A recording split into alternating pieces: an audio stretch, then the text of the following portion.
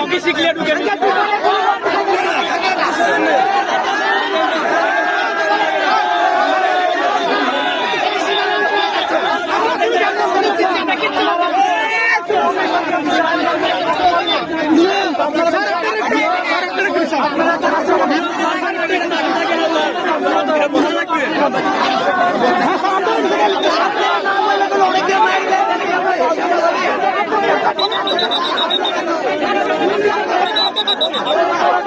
দর্শক, আমরা এই মুহূর্তে নাটোর শহরে অবস্থান করছি। আমরা দেখছি কোটা বৈষম্য বিরোধী ছাত্র আন্দোলন এবং আইনশৃঙ্খলা বাহিনী মুখোমুখি অবস্থান করছেন। যে কোনো মুহূর্তে বড় ধরনের একটি সংঘর্ষে জড়িয়ে যেতে পারেন। আমরা আপনাদেরকে সরাসরি বিস্তারিত দেখানোর চেষ্টা করছি।